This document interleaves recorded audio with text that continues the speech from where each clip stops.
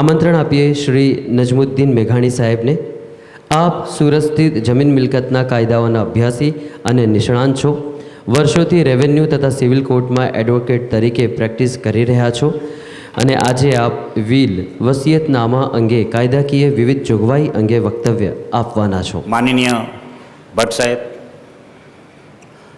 અન્ય વડીલજનો અને હાજરીન ભાઈઓ તથા બહેનો, ખૂબ ગંભીર વિષયમાં બોલવાનું હોય ત્યારે આપના મગજમાં શું પ્રશ્નો છે, હું શું રજૂઆત કરવાનો છું તેનું ટ્યુનિંગ મેળવવું ઘણીવાર ખૂબ અઘરું છે. અને ખાસ કરીને તો કાયદાની જો એક વાક્યમાં એક માન્યતા જોઈએ તો સામાન્ય અને અણસમજુ માણસ માટે કાયદો સરળ છે, બુદ્ધિજીવી અને સમજદાર માણસ માટે કાયદો ગહન છે. આ થોડું કોન્ટ્રાડિક્ટરી છે, પરંતુ એમાં ઘણું બધું સામ્ય છે, એમાં તથ્ય ઘણું છે.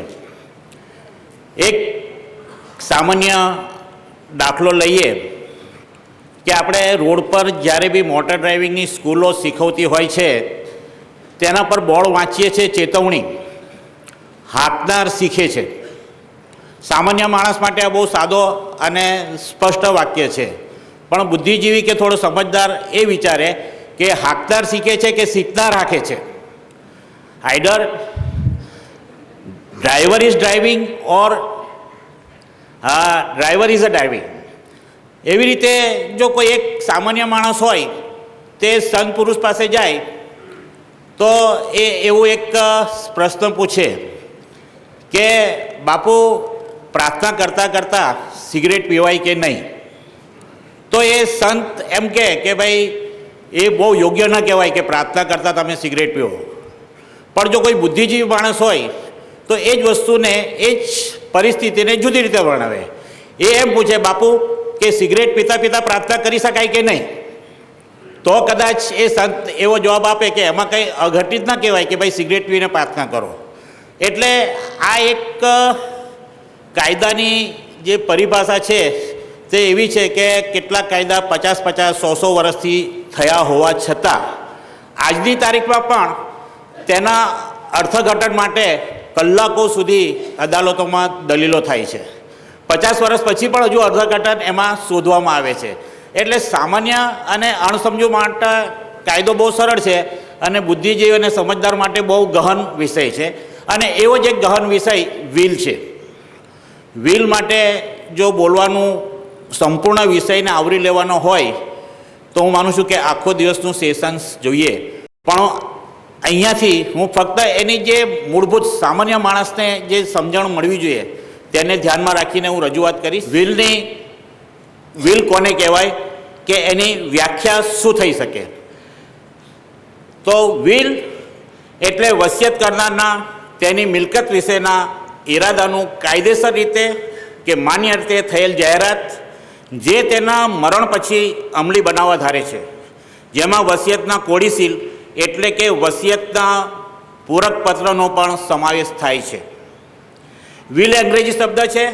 વિલ તેનો ગુજરાતી અર્થ છે ઈચ્છા. પોતાના મૃત્યુ બાદ પોતાની મિલકત કોને પ્રાપ્ત થાય તેને લગતો જો કોઈ વ્યક્તિ દસ્તાવેજ બનાવે તો વિલ યાને વસિયતનામું કહેવાય. વિલ અથવા વસિયત એ વ્યક્તિએ તેના મરણ સમયે અથવા મરણ બાદ અમલમાં લાવવા ધારેલ ચોક્કસ ઈરાદા, ઈચ્છાનું નિશ્ચિત રીતે કરેલ જાહેરાત છે. કાયદા મુજબ વારસ, વહીવટકારની નિમણૂક કરવી એ પણ વિલ કહેવાય.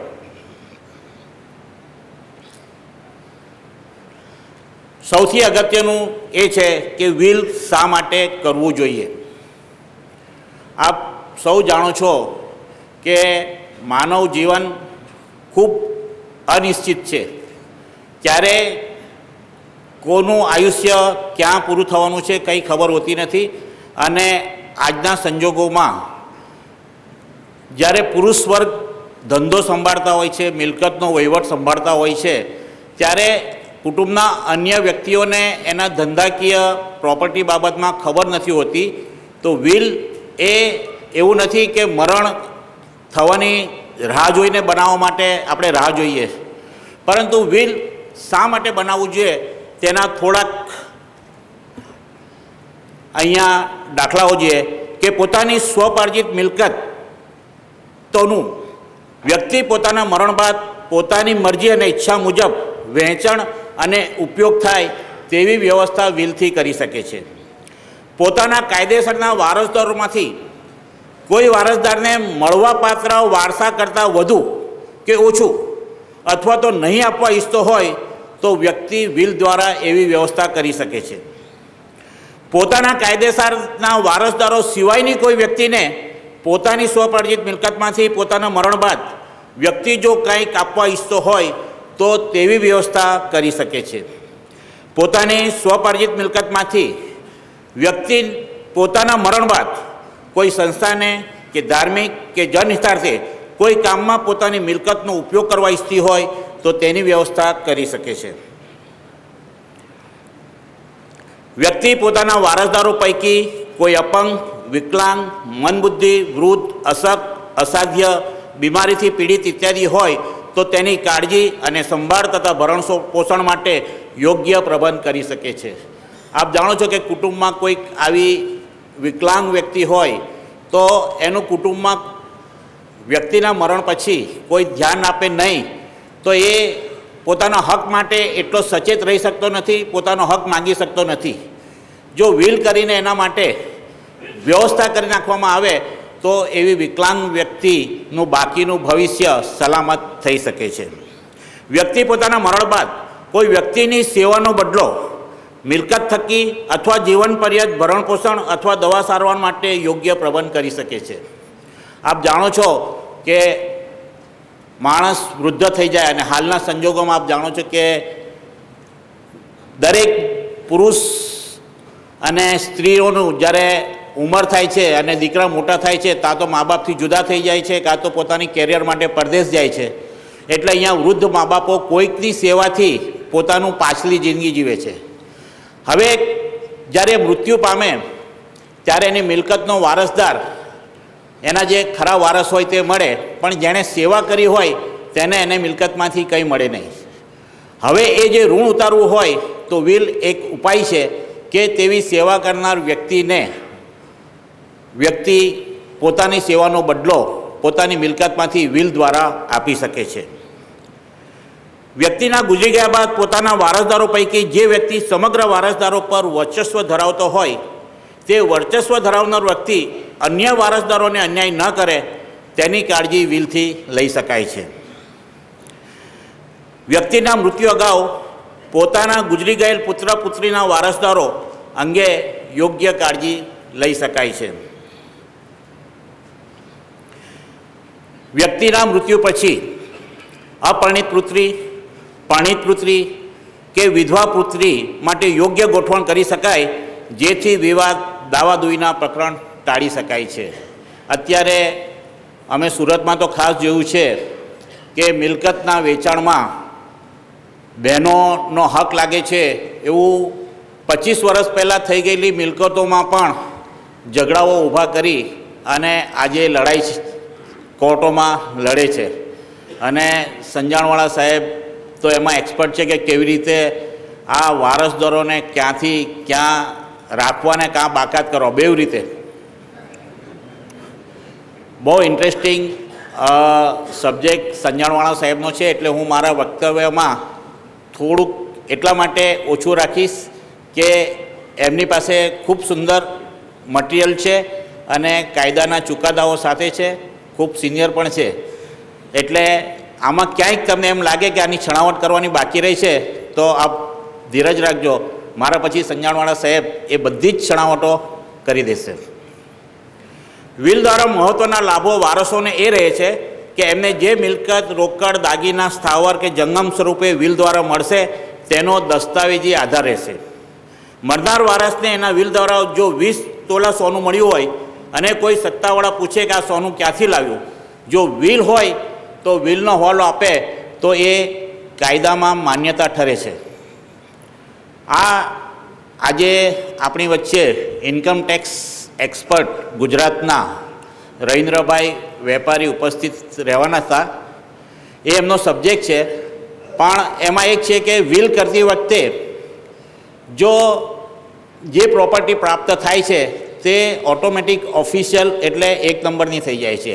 એટલે મરનારની 2 નંબરની પ્રોપર્ટી હોય કે જે ચોપડા પર ન હોય, અનએકાઉન્ટેડ હોય, જો એ વિલથી મળે તો અનએકાઉન્ટેડ પ્રોપર્ટી જે વિલથી પ્રાપ્ત કરે છે એને ઓટોમેટિક એકાઉન્ટેડ ઓફિશિયલ થઈ જાય છે. પોતાના મૃત્યુ બાદ પોતાના વારસદારોને વારસામાં મળતી મિલકત સરકારી દફતર તથા ઇન્કમટેક્સ અને અન્ય કાયદા અન્વયે વારસદારો પોતાના નામે ચડાવવા કોઈ તકલીફ કે મુશ્કેલી ન થાય તથા મળવાપાત્ર લાભો શંકારહિત અને સરળતાથી મેળવી શકે છે. પ્રોપર્ટી ગુજરી ગયા પછી નામ પર ચડાવવાના ઘણા બધા પ્રશ્નો થાય છે. જો વિલ હોય તો એ મ્યુટેશન મિલકતમાં, પ્રોપર્ટીમાં, ઇન્કમટેક્સમાં જ્યાં પણ જાઓ તો એ સરળતા અને શંકારહિત લાભ મળવા માટે સરળ રહે છે. હવે વિલ વસિયત કોણ બનાવી શકે? સગીર ન હોય યાને 18 વર્ષથી વધુ ઉંમરની કોઈ પણ વ્યક્તિ વસિયત બનાવી શકે છે. કુંવારી કે પરિણીત સ્ત્રી પણ પોતાનું વસિયતનામું બનાવી શકે છે. અશક્ત, બીમાર, વિકલાંગ, વૃદ્ધ, અન્ય વ્યક્તિ પણ પોતાનું વસિયતનામું બનાવી શકે છે. વસિયત કરવા માટે જરૂરી એ છે કે સ્થિર, સંતુલન, માનસિક સ્વસ્થતા ધરાવતી વ્યક્તિ હોવી જોઈએ. દારૂ, કેફી પદાર્થ, નશાના કારણે વ્યક્તિ અભાન સ્થિતિમાં ન હોવો જોઈએ. જે મિલકતનું વિલ કરવા માંગતો હોય તે મિલકતના હક એ ધારણ કરતો હોવો જોઈએ. વિલ બનાવતી વખતે તેના પર કોઈ દબાણ, બળજબરી કે ધાકધમકી ન હોવી જોઈએ અને ગેરરજૂઆત કે ગેરમાર્ગે કે છેતરપિંડીથી દોરાયા વગરની વ્યક્તિ હોવી જોઈએ. વિલ બનાવવા માટે આવશ્યક અંગો અને કોણ બનાવી શકે?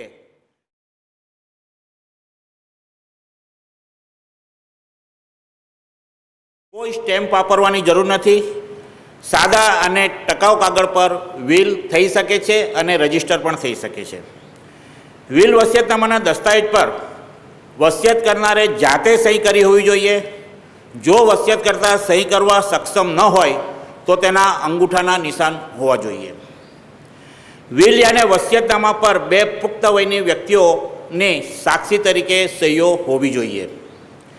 વિલના સાક્ષીઓએ વસિયત કરનારને વસિયતનામા પર સહી કરતા જોયેલ હોવા જોઈએ અને વિલના સાક્ષીઓએ વસિયતકર્તાની હાજરીમાં સહી કરેલી હોવી જોઈએ. વિલમાં સાક્ષીઓ તરીકે તટસ્થ, વિશ્વાસુ વ્યક્તિઓને સહીઓ કરાવવી જોઈએ. વસિયતકર્તાના મૃત્યુ પછી વિલની યથાર્થતા પૂરા કરવામાં સૌથી મહત્ત્વની વ્યક્તિઓ તે વિલના સાક્ષીઓ છે. મર્ચન્ટ સાહેબે કીધું એમ પાવર એ વ્યક્તિની હયાતીની વસ્તુ છે અને વિલ વ્યક્તિના મૃત્યુ બાદની છે.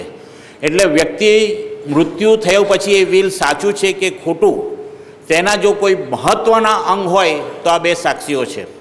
જો એ સાક્ષીઓની જુબાનીમાં ફરક પડે તો ક્યારેક એવું બને સાચું વિલ ખોટું ઠરી જાય, ખોટું વિલ સાચું ઠરી શકે. એટલે વિલના સાક્ષીઓ એવા હોય છે કે જે આપણા વિશ્વાસુ, તટસ્થ અને પ્રતિષ્ઠિત હોવા જોઈએ કે જે પોતે કરવા ધારેલું વિલ છે તેમાં ભવિષ્યમાં ક્યાંય જબાનીમાં ફેરફાર કરે નહીં. સામાન્ય રીતે સાક્ષી તરીકે ડૉક્ટર, વકીલ, એસીએમ જેવી કુટુંબની અંગત વ્યવસાયિક વ્યક્તિ હોય તે હિતાવહ છે કે જેના પર વ્યક્તિ સૌથી વધારે ભરોસો રાખી શકે છે. વિલમાં જે સાક્ષીઓની સહી લેવામાં આવે તે વસિયતકર્તાથી ઓછી ઉંમરના હોય તે હિતાવહ છે. આ સામાન્ય વસ્તુ એવી છે કે સામાન્ય રીતે જો મારે વિલ કરવાનું હોય તો હંમેશા એમ ઈચ્છું કે મારા વડીલની સાક્ષી તરીકે સહી લઉં તો મારા દીકરાઓ એમનું માનશે. એટલે વિલ કરતી વખતે આવો વિચાર કરી અને દીકરાઓ કોનું માનશે એનું ધ્યાન રાખીને વડીલોની સાક્ષી તરીકે સહી લે. પછી બને એવું કે જ્યારે વિલનો અમલ કરવાનો હોય એટલે વિલ કરનાર હોય તેના પહેલાં જ સાક્ષીઓ ગુજરી ગયા હોય, એની કરતાં મોટી ઉંમરના હોય એટલે વિલ સાક્ષી વગરનું પછી એને પુરવાર કરવાનું મુશ્કેલ થાય. એટલે હિતાવહ છે, એડવાઇઝેબલ એ છે કે વિલ તમે કરો તો જે સાક્ષી હોય તે વિલ કરતાંથી ઓછી ઉંમરના હોય તો વિલ જ્યારે અમલમાં આવ્યા હોય ત્યારે તે હયાત હોય. કોનું આયુષ્ય કેટલું છે તે તો ભગવાન જાણે, પણ સામાન્ય રીતે આપણે માનીએ છીએ કે નાની ઉંમરનો ત્યાર પછી જવાનો છે, એનો લાઈન વેઇટિંગ લિસ્ટમાં છે. વિલમાં શું લખ્યું છે તે જાણવું સાક્ષીઓ માટે જરૂરી કે ફરજિયાત નથી. સાક્ષીઓનું કામ ફક્ત એ છે કે વિલ કરનારે પોતાની હાજરીમાં વિલ કર્યાના ઈરાદાથી સહી કરી છે, એમાં શું લખ્યું છે તેના કન્ટેન્શન સાથે સાક્ષીઓને કોઈ નિસ્બત નથી. એટલે વિલમાં શું લખ્યું છે તેના પુરાવામાં સાક્ષીઓના જુબાની એટલી મહત્વ નથી, પણ સાક્ષીએ વિલ કરતા એ સાક્ષીની હાજરીમાં સહી કરી. એટલે વિલમાં શું લખ્યું છે તે જાણવું સાક્ષીઓ માટે જરૂરી નથી. વિલ બનાવનારે વિલમાં પોતાના ભરોસામંદ વિશ્વાસુ વ્યક્તિને એક અથવા એકથી વધુ એક્ઝિક્યુટર તરીકે નિમણૂક કરવી જોઈએ. વહીવટ કરતા વિલમાં જે વ્યવસ્થા મિલકતની કરવા માંગતા હોય તે વારસદારો વચ્ચે ડિસ્પ્યુટ ન થાય એટલે તટસ્થ અને વિશ્વાસુ માણસની એક્ઝિક્યુટર તરીકે નિમણૂક કરો તો વિલ કરવા છતાં પણ જો ડિસ્પ્યુટ ઊભા થવાના હોય તો તે ટાળી શકાય છે. વિલમાં જે એક્ઝિક્યુટરની નિમણૂક કરવામાં આવે તે વસિયત કરતાથી ઓછી ઉંમરના હોય તે હિતાવહ છે, એડવાઇઝેબલ. જેમ સાક્ષીનું છે તેમ એક્ઝિક્યુટરનું છે. જો વિલ કરનાર કરતાં એક્ઝિક્યુટર મોટી ઉંમરના હોય તો જ્યારે વિલ અમલ કરવામાં આવ્યો હોય તે પહેલાં જ કદાચ એક્ઝિક્યુટરે એક્ઝિટ લઈ લીધી હોય તો બેટર છે કે જે એક્ઝિક્યુટરની નિમણૂક કરવામાં આવે તે વિલ કરતાંથી ઓછી ઉંમરના હોય. એક્ઝિક્યુટર અને બેનિફિશિયરીએ સાક્ષી તરીકે સહી કરવાનું ટાળવું જોઈએ. એક્ઝિક્યુટર સાક્ષી તરીકે સહી કરે તો કોઈ નુકસાન નથી, પણ જ્યારે બેનિફિશિયર સાક્ષી તરીકે સહી કરે છે તો એ બેનિફિશિયર રહેતા નથી. જો જેને વિલથી લાભ થવાનો હોય તે સાક્ષી તરીકે સહી કરે તો એ વિલથી લાભ મેળવવા માટે વંચિત થઈ જાય છે, એને પછી એ લાભ મળતા નથી. એટલે જે બેનિફિશિયર હોય તેણે વિલમાં સાક્ષી તરીકે સહી કરવી જોઈએ નહીં. પણ એક્ઝિક્યુટર સાક્ષી તરીકે સહી કરે તો એનાથી એક્ઝિક્યુશન કરવા માટેના એના હક જતા રહેતા નથી. વકીલે અંગ્રેજી ભાષામાં વિલ બનાવેલ હોય અને વસિયતકર્તાને અંગ્રેજી ન આવડતું હોય અથવા તો જે ભાષામાં વિલ બનાવ્યું હોય ને તે ભાષા વસિયતકર્તા ન જાણતો હોય તો તે વકીલે એને પોતાની ભાષામાં વસિયતકર્તાની ભાષામાં એ વિલ સમજાવવું જોઈએ અને એ વકીલે એ વિલની નીચે નોંધ કરવી જોઈએ કે આ વિલની ભાષા વિલ કરનારની ભાષામાં સમજાવવામાં આવેલ છે. હાલના સંજોગોમાં વિલ અને વસિયતનામાના દરેક પાના પર સહી હોય એ સલાહ ભરેલું છે. અગાઉ આપણે ઘણા બધા વિલો જોયા છે કે છેલ્લા પાના પર સહી કરે, વચ્ચેના પાના ઉપર સહી ન હોય તો ચાલતું હતું. હવે તો દરેક દસ્તાવેજ અને દરેક લેખમાં દરેક પાના પર સહીઓ લેવી એ આગ્રહ રાખવામાં જ આવે છે. એટલે વિલ પણ પર દરેક પાના પર સહી હોય એ સલાહ ભરેલું છે. જો વિલમાં દર્શાવેલ દસ્તાવેજ એ વિલનો એક ભાગ ગણાય છે. કોઈપણ કાયદેસર વિલ અથવા પુરવણી વિલમાં તેનો વસિયત કરતાં કોઈ બીજા દસ્તાવેજ કે લેખનો રેફરન્સ આપે અને વસિયત કરતાં પોતાનો ઈરાદો ચોખ્ખી રીતે સમજાવે ત્યારે આવો બીજો દસ્તાવેજ કે લેખ તે વિલનો એક ભાગ તરીકે માનવામાં આવે છે.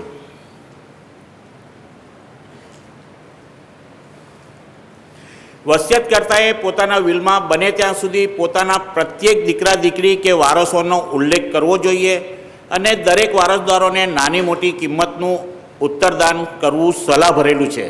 ઇટ ઇઝ નોટ કમ્પલસરી, પણ સલાહ ભરેલું એટલા માટે કે જેથી વિલના સાચા અને કાયદેસરપણાની શંકા ઊભી ન થાય અને જે પાછળથી ડિસ્પ્યુટો ઊભા થાય છે તે ઊભા ન થાય. શંકા એટલા માટે થાય કે પોતાના વારસદારોને છોડીને બીજાને શા માટે પોતાની મિલકત આપે, એ જે શંકા ઊભી થાય એટલે પોતાના દરેક વારસદારોના નામ લખ્યા હોય અને થોડી ઘણી એની ગોઠવણ કરી હોય તો એને શંકાનું કારણ નહીં રહે. વિલ રજિસ્ટર કરાવવું ફરજિયાત નથી, પરંતુ વિલ રજિસ્ટર કરાવવું સલાહ ભરેલું છે. રજિસ્ટર કરાવ્યા વગરનું વિલ કાયદેસર વિલ ગણાય છે, પણ રજિસ્ટર શા માટે કરાવવું જોઈએ અને રજિસ્ટર કરાવવાના લાભ શું છે તે આપણે પછી જોઈએ. અને કાયદા અનુસાર યોગ્ય કાળજી લઈ વિલ બનાવ્યા પછી યોગ્ય સલામત સ્થળે અને મૃત્યુ બાદ વિલ કર્યાની જાણ થાય તે પ્રમાણે વ્યવસ્થા કરવી જોઈએ. વિલ કર્યું હોય વ્યક્તિએ ગુજરી જાય પણ વિલ કર્યું છે કોઈને ખબર જ ન હોય, પછી જો એ કોઈના હાથમાં જ જો વિલ ના આવે તો વિલ કર્યાનો કોઈ અર્થ રહેતો નથી. કારણ કે વિલ વસ્તુ એવી છે કે વ્યક્તિના મૃત્યુ બાદ અમલમાં લાવવાનું છે. જો એ વિલ કર્યું છે એણે પટારામાં ગોઠવી નાખ્યું હોય, કંઈ ખાનગી જગ્યા પર મૂકી દીધું હોય, લોકરમાં મૂક્યું હોય ને કોઈને ખબર ન હોય તો એ વસિયતનો કોઈ અર્થ રહેતો નથી. હવે વિલના બેનિફિશિયર કોણ થઈ શકે? વિલમાં કોણ કોણ બેનિફિશિયર હોઈ શકે? સીધી લીટીના વારસદારો, પછી એ સગીર હોય કે પુખ્તે વયની. વારસદાર ન હોય તેવી વ્યક્તિ પણ વિલમાં બેનિફિશિયર થઈ શકે. આંધળી, બહેરી, મૂળ, ગાંડી, અપંગ, કોઈ વિકલાંગ પણ વિલનો બેનિફિશિયર થઈ શકે. માતાના ગર્ભમાં રહેલો ગર્ભસ્થ બાળક પણ વિલનો બેનિફિશિયર થઈ શકે છે. પરદેશમાં રહેતી વ્યક્તિ, વિદેશી નાગરિક, ચેરિટેબલ, શૈક્ષણિક, સામાજિક, ધાર્મિક સંસ્થા, વિદેશી ચેરિટેબલ ટ્રસ્ટ, ઇવન દુશ્મન ગણાતી વ્યક્તિ પણ વિલનો બેનિફિશિયર થઈ શકે છે. પશુ, પ્રાણી, પક્ષી પણ વિલમાં બેનિફિશિયર થઈ શકે છે. આપણે પહેલાં વાત કરી તેમ કે માણસ વૃદ્ધ થાય ત્યારે બાળકો જુદા થઈ જાય અને પછી તમે સાંજે ઇવનિંગ વોકમાં કે ગાર્ડનમાં જુઓ તો વૃદ્ધો કૂતરાને દોરી પકડીને આગળ પાછળ દોડાવતા હોય છે. એટલે એને જ્યારે ખરેખર બાળકો હાથ ચાલે તેવી અપેક્ષા હોય ત્યારે કૂતરાની દોરી પકડીને એણે ચાલવું પડે છે. અને પછી જ્યારે ગુજરી જાય ત્યારે એ કૂતરો રખડતો થઈ જાય. એટલે જો કોઈ એમ લાગે કે મારા વૃદ્ધાવસ્થામાં મને મારા દીકરા કરતાં કૂતરાએ બી વધારે સહકાર આપ્યો છે તો એના માટે પણ એ ગોઠવણ કરી શકે છે. એટલે વિલ માટે બેનિફિશિયર પ્રાણી, પક્ષી કે પશુ પણ હોઈ શકે છે.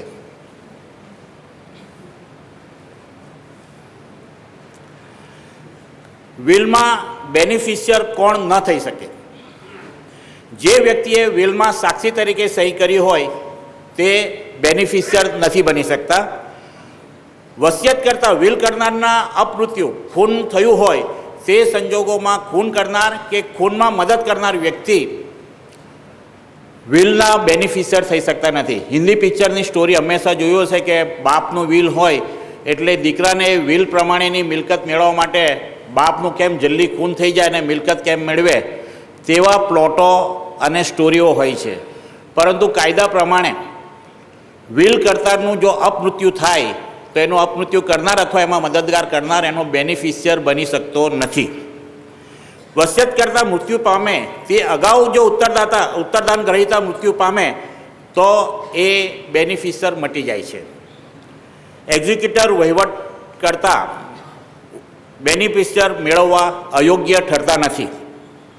જેનું નામ એક્ઝિક્યુટર તરીકે હોય તે બેનિફિશિયર હોઈ શકે છે. વિલના કેટલાક વિશિષ્ટ સંજોગો છે. જે વિશિષ્ટ સંજોગો આપણે સવાલ જવાબોની સાથે થોડા વણી લઈશું, પરંતુ આપણે સીધા જઈએ કે વિલની નોંધણી, રજિસ્ટ્રેશન કેવી રીતે કરાવવું જોઈએ અને તેના લાભો શું છે તે. મોટે ભાગે વિલ કરનાર એમ ઈચ્છતો હોય છે કે મારે જે વિલ કર્યું છે તે હું મરું નહીં ત્યાં સુધી કોઈને ખબર ન પડવી જોઈએ. એટલે એ વાત ખાનગી રાખવા માંગતો હોય છે. એટલે અવસાન પૂર્વે કોઈ પોતાની શું જોગવાઈ કરી તે જાણતો ન હોય એટલા માટે વિલ કરનાર હંમેશા બહુ કોન્શિયસ હોય છે. વસિયતનામું ક્યાં રાખવું તેની કાયદામાં કોઈ જોગવાઈ નથી અને એના કારણે ગુજરી જનાર જ્યારે ગુજરી જાય તો વિલ જો પ્રાપ્ત ન થાય તો વિલ કરવાનો અર્થ મટી જાય છે. જો રજિસ્ટ્રેશન કરાવવું હોય તો એની કોપી એક રજિસ્ટર ઓફિસમાં હોય છે, જેનાથી એક વસ્તુ સ્પષ્ટ છે કે વ્યક્તિએ શું વિલ કર્યું છે તે મળી જાય છે. વિલના રજિસ્ટ્રેશન થવાથી જ્યારે વ્યક્તિના મૃત્યુ પછી લિટિગેશન ઊભો થાય છે, જેમાં ખાસ કરીને વિલ કરનારની મરજી સહી કરી છે તે વિલ કરનારની છે, સાક્ષીઓ વ્યક્તિની બરાબર સહીઓ સાક્ષીઓની છે, તો રજિસ્ટ્રેશનથી વિલ દબાણ હેઠળ કરવામાં આવ્યું નથી, વસિયત કરતાની સહીઓ ખોટી છે, સાક્ષીઓની યોગ્ય સહીઓ નથી વગેરે આક્ષેપોમાંથી વ્યક્તિ બચી શકે છે. સબ રજિસ્ટર રૂબરૂ રજિસ્ટર કરેલું વિલ પણ રદ કરી શકાય છે કે ફેરફાર કરી શકાય છે કે સુધારા વધારા કરી શકાય છે. એકવાર વિલ રજિસ્ટર કરાવ્યું પછી એવું નથી કે એ ઇરિવોકેબલ થઈ જાય વિલ. રજિસ્ટર કરાવેલું વિલ પણ ગમે ત્યારે ગમે તેટલી વખત અને પોતાની મરજી મુજબ ગમે એટલા ફેરફાર કરી શકે છે રજિસ્ટર વિલમાં પણ.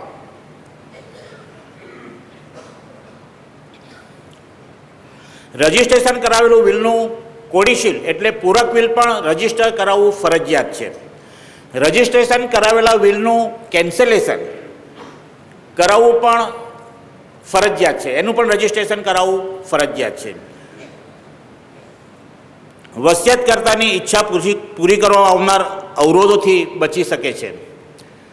જ્યારે વસિયત કરનારે કેટલાક વારસદારોને અથવા તો તમામ વારસદારોને જો વિલમાંથી બાકાત રાખ્યા હોય તો વિલ જેના હાથમાં આવે તે વિલ જો ફાડી નાખે તો વારસદારોને કંઈ નુકસાન થતું નથી, એને વારસાઈ હક તરીકે પોતાને પ્રોપર્ટી મળે છે. પણ મરનારની ઈચ્છા અધૂરી રહી જાય છે. મરનારે એમ ઈચ્છા કરી કે મારે મારી સ્કૂલમાં જે સ્કૂલમાં હું ભણ્યો તેમાં મારી પ્રોપર્ટી આપી દઉં, પણ વારસદારોને એમ થાય કે આ પ્રોપર્ટી સ્કૂલમાં જે એમાં આપણને શું લાભ, આપણે તો ભણી ભણીને ગ્રેજ્યુએટ થઈ ગયા છે, આપણી મિલકત આપણો બાપ આપણને પૂછ્યા વગર સ્કૂલમાં આપી દીધી, એમ કરીને વિલ જો ફાડી નાખે તો એ વસિયતકર્તાની ઈચ્છા અધૂરી રહી જાય.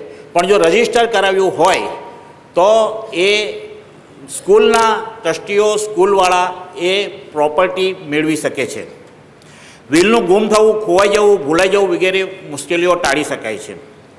વારસદારો વચ્ચે અણબનાવ હોય તો જેના કબજામાં વિલ હોય તે વિલ દબાવીને બેસી જાય તો બાકીના વારસદારો તેમનો હક મેળવવામાં ઊભી થતી તકલીફો ટાળી શકે છે. ઘરમાં જે વડીલ પુરુષ હોય, મોટામાં મોટો છોકરો હોય, તેનું વર્ચસ્વ એટલું બધું હોય કે નાના છોકરાઓ એને સામે બોલી બી નહીં શકતા હોય. જ્યારે હવે આવું વિલ મોટા છોકરાના હાથમાં આવ્યું હોય ને એને જો કંઈ વધતું ઓછું મળતું હોય તો એ વિલનો જો ઉપયોગ ન કરે તો નાના બાળકો એની સામે બોલી નહીં શકે તો પોતાનો હક મેળવી શકતા નથી.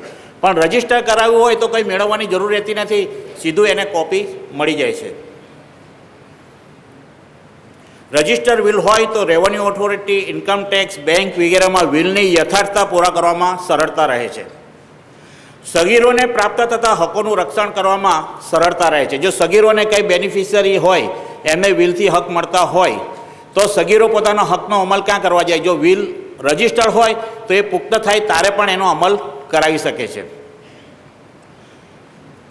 ધર્માદા કરેલ રકમ મિલકતની વસિયતકર્તાની ઈચ્છા મુજબ વ્યવસ્થા કરવામાં સરળતા રહે છે. હવે પૂરક વિલ. વસિયતનામા કર્યા બાદ વસિયતકર્તા એક કે તેથી વધુ ગમે તેટલી વખત પૂરક વિલો, કોડિશીલો બનાવી શકે છે. કોડિશીલો બનાવવાની સંખ્યામાં કાયદાથી કોઈ બાદ નથી. કોડિશીલને પણ વિલની જેમ જ અને જેટલી જ કાયદાકીય પ્રક્રિયા કરવાની હોય છે. પોતાની સહી હોવી જોઈએ, બે સાક્ષીઓની સહી હોવી જોઈએ, એકબીજાની રૂબરૂમાં સહી થયેલી હોવી જોઈએ. વિલમાં જે બે સાક્ષીઓએ સહી કરી હોય તે જ સાક્ષીઓએ કોડિશીલમાં સહી કરવી જોઈએ તેવું ફરજિયાત નથી.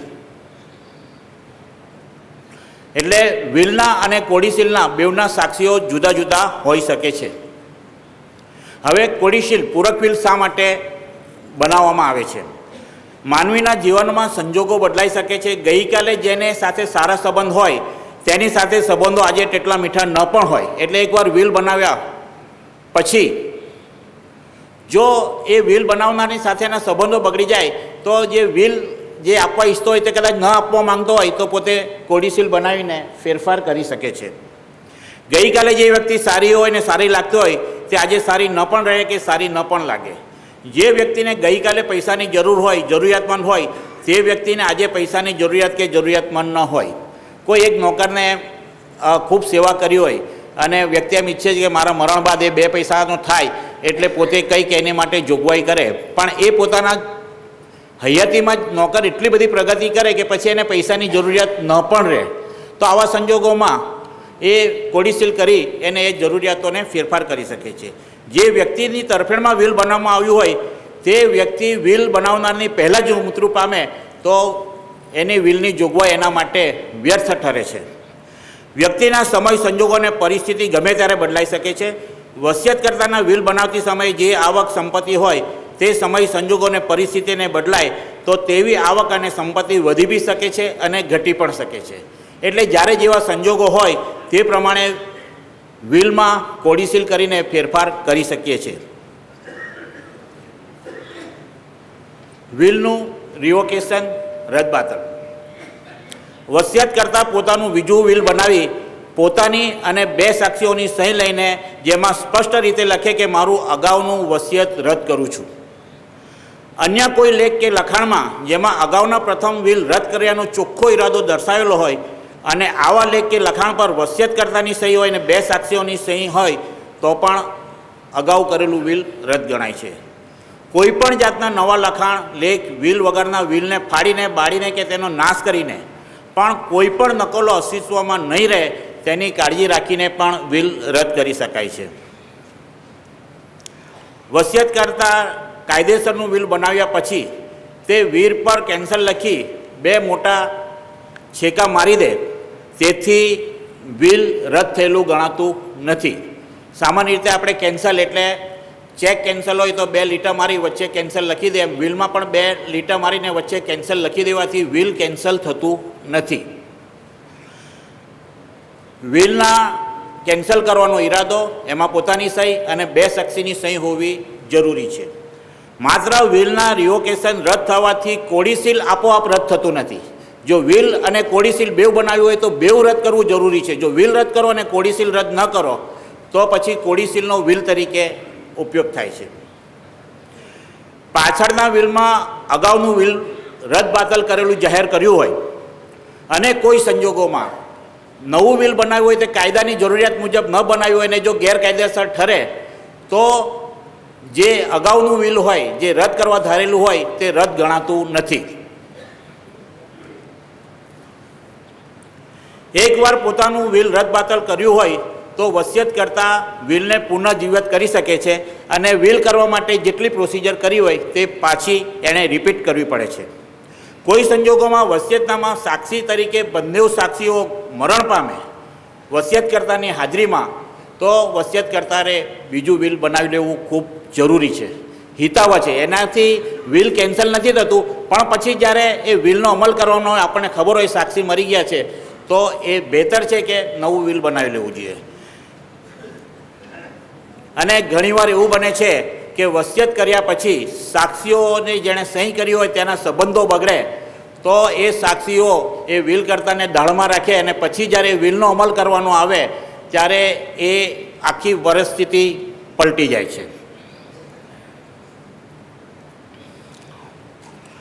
હવે કઈ કઈ મિલકતોનું વિલ થઈ શકે અને કઈ કઈ મિલકતોનું વિલ ન થઈ શકે. કોઈ બીજાની માલિકીની મિલકતનું વસિયત કોઈ અન્ય વ્યક્તિ કરી શકે નહીં. જે મિલકત પોતાના જીવન દરમિયાન કોઈ વ્યક્તિ વેચી શકે તેમ હોય અથવા ટ્રાન્સફર કરવા, ભેટ દેવા અસમર્થ હોય તેવી મિલકતનું વિલ બનાવી શકે નહીં. જેના હક પોતા ટ્રાન્સફર કરી શકે એવા હક હોય તે જ મિલકતનું વિલ એ બનાવી શકે છે. જે મિલકત વ્યક્તિની પોતાની સ્વપાર્જિત હોય, જે મિલકત પોતાની હયાતીમાં કાયદેસર રીતે ટ્રાન્સફર કરાતી શકતી હોય તેનું વિલ થઈ શકે છે. જો લીઝ પર લીધી હોય જગ્યા તો લીઝનો પટ્ટો પણ મુદત પૂરી ન થઈ હોય તો તે વિલથી ટ્રાન્સફર કરી શકે છે. માત્ર વારસામાં મિલકત મળવાની તક જો કોઈ વ્યક્તિને હોય તો આવી ચાન્સવાળી મિલકત કે તેના ભવિષ્યમાં મળવાના અધિકારનું વિલ થઈ શકતું નથી. જેનું કોઈ અસ્તિત્વ નથી પણ માણસ ખાલી એવો ચાન્સ લાગે મને આ મળશે કે મને લોટરી લાગવાની છે તો એ લોટરીના પૈસા ફલાણાને મળી જશે, તો જેનો ચાન્સ છે તેવી મિલકતનું વિલ થઈ શકતું નથી. જો મરનાર વ્યક્તિ કોઈ ટ્રસ્ટના ટ્રસ્ટી કે એક્ઝિક્યુટર હોય તો ટ્રસ્ટની મિલકતનું વિલ કરી શકતો નથી, કારણ કે ટ્રસ્ટી જે મિલકત ધારણ કરે છે તેનો માલિક નથી, તે ફક્ત એનો વહીવટકર્તા છે, એટલે એ મિલકતનું વિલ થઈ શકતું નથી.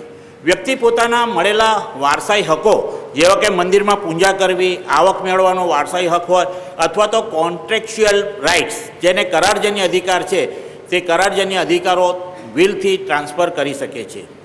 જે મિલકતમાં અન્ય વ્યક્તિનો જીવન નિર્વાહ માંગવાનો અધિકાર હોય તે મિલકતનું વિલ બનાવનાર વ્યક્તિ એવું વિલ ન બનાવી શકે કે જેથી જીવન નિર્વાહનો ખર્ચ માંગનાર વ્યક્તિના અધિકારીનો અંત આવે છે. ઇન્ડિયન સક્સેશન એક્ટ પ્રમાણે વિધવા અને અપરિણિત પુત્રીનો પિતાની મિલકતમાં જીવન નિર્વાહ માટે હક અધિકાર છે. જો એ વિલથી એમાં જોગવાઈ ન પણ કરી હોય તો વિધવા અને અપરિણિત પુત્રી તેવી મિલકતમાં પહેલાં એના જીવન નિર્વાહના હકની ગોઠવણ કરવી પડે છે. હિન્દુ અવિભક્તમાં સભ્ય તે એચયુએફની મિલકતમાં પોતાના હિસ્સા પૂરતું વિલ કરી શકે છે. ઇન્સ્યોરન્સ પોલિસીનું પણ વિલ થઈ શકે છે અને મિલકતમાં હિત સ્થાપિત થયું હોય તેવી વ્યક્તિ મિલકતના ભવિષ્યના ઉપયોગનો વર્તમાન કાળમાં વિલ બનાવી શકે છે.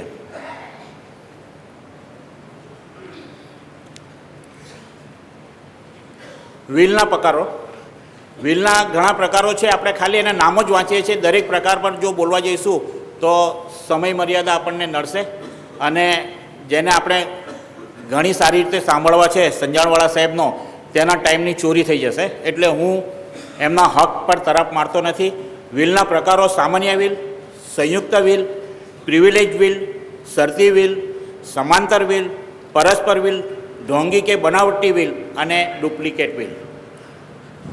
આટલા પ્રકારના વિલો કાયદામાં માન્ય છે.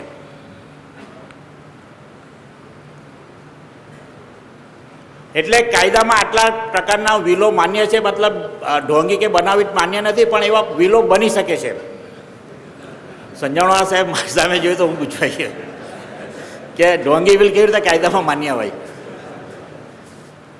હવે આ એક બહુ અગત્યની વસ્તુ છે કે આના કમ્પેરેટિવલી લખ્યું છે. જો તમે બહુ નાના અક્ષર છે કદાચ વાંચી શકશો કે કેમ, કે વિલનું ધર્મ પ્રમાણે કેવી રીતે કાયદામાં જોગવાઈ છે. હિન્દુ વિલ, મુસ્લિમ વિલ અને હિન્દુ મુસ્લિમ સિવાયના યુરોપિયન, પારસીઓ, ખ્રિસ્તીઓ વગેરે, એ ત્રણેય માટે વિલની જોગવાઈઓ અમુક અંશે જુદી જુદી હોય છે.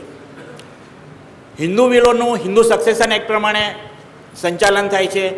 મુસ્લિમ વિલોનું મુસ્લિમ પર્સનલ લો પ્રમાણે સંચાલન થાય છે અને યુરોપિયન, ફારસીઓ, ખ્રિસ્તી એ લોકોનું ઇન્ડિયન સક્સેશન એક્ટ પ્રમાણે થાય છે. હિન્દુ સક્સેશન એક્ટ પ્રમાણે હિન્દુ વિલ લેખિત અને પોતાની તથા બે સાક્ષીઓની સહી હોવી જરૂરી છે. જ્યારે મુસ્લિમ પર્સનલ લો પ્રમાણે મુસ્લિમોનું મૌખિક વિલ પણ હોઈ શકે અને લેખિત પણ હોઈ શકે. અને એ સિવાય યુરોપિયન, પારસી, ખ્રિસ્તીમાં એ ઇન્ડિયન સક્સેશન એક્ટ પ્રમાણે લેખિત, પોતાની અને બે સાક્ષીઓની સહી હોવી જરૂરી છે. હિન્દુ સક્સેશન એક્ટ પ્રમાણે હિન્દુ વ્યક્તિ પોતાની તમામ સ્વપાર્જિત મિલકતોનું વિલ કરી શકે છે. પોતાની તમામ સ્વપાર્જિત મિલકતોનું વિલ કરી શકે છે. જ્યારે મુસ્લિમ પોતાની સ્વપાર્જિત મિલકતમાંથી ફક્ત 1/3, 1/3 મિલકતનું જ શકે છે. 1/3થી વધારે મિલકતનું કરેલું વિલ અમાન્ય, એટલે કે એ વધારે ટ્રાન્સફર થતી નથી. 2/3 મિલકત એ જે એના કાયદેસરના વારસદારો છે તેના ફાળા જાય છે, તેનો હક વિલ કરનાર ઓછો કરી શકતો નથી. એટલે મુસ્લિમ પોતાની સ્વપાર્જિત મિલકતનો 1/3 મિલકત જ વિલ કરી શકે છે. અને ઇન્ડિયન સક્સેશન એક્ટ પ્રમાણે યુરોપિયન, પારસી, ખ્રિસ્તી પોતાની તમામ મિલકતોનું વિલ કરી શકે છે. ત્યાર પછી ધર્માદાનું જોઈએ તો હિન્દુ વ્યક્તિ પોતાની તમામ સ્વપાર્જિત મિલકતોનું ધર્માદા કરી શકે છે. જ્યારે મુસ્લિમ વ્યક્તિ 1/3થી વધારે પોતાની સ્વપાર્જિત મિલકતોનું ધર્માદા કરી શકતો નથી. અને યુરોપિયન, ફારસી, ખ્રિસ્તી, અધર્સ કોમમાં અમુક શરતો સિવાય પોતાની તમામ મિલકતો ધર્માદા કરી શકાતી નથી. હિન્દુ વ્યક્તિએ કરેલા વિલમાં જો ધર્માદા કર્યું હોય તો વિલ કર્યા પછી 6 મહિનામાં રજીસ્ટર કરાવવું ફરજિયાત નથી. અને વિલ બનાવ્યા પછી 1 વર્ષ જીવવું એ પણ ફરજિયાત નથી. મુસ્લિમમાં પણ સેમ છે કે વિલ કરાવ્યા પછી 6 મહિના જીવવું જરૂરી નથી કે 6 મહિનામાં રજીસ્ટર કરાવવું જરૂરી નથી કે 1 વર્ષ જીવવું જરૂરી નથી. પરંતુ ઇન્ડિયન સક્સેશન એક્ટ પ્રમાણે યુરોપિયનો, પારસીઓ, ખ્રિસ્તીઓને જો ધર્માદામાં પોતાની મિલકત આપી હોય તો એ વિલ 6 મહિનામાં રજીસ્ટર કરાવવું ફરજિયાત છે. અને એ વિલ કર્યા પછી 1 વર્ષ જીવવું પણ ફરજિયાત છે. જો 1 વર્ષ પહેલાં ગુજરી જાય તો એ ધર્માદા નષ્ટ થાય છે, એ વિલ માન્ય રહેતું નથી. આઈ હોપ કે વિલની જે સામાન્ય સમજણ છે તે અત્રે આપવાની મેં પ્રયત્ન કર્યો છે. અને આપ મને ખૂબ શાંતિથી સાંભળ્યો તે માટે ખૂબ આભાર. આપના પ્રશ્નો હોય તો આપણે પ્રશ્નોત્તરી સેશનમાં જરૂરથી લઈશું. Thank you.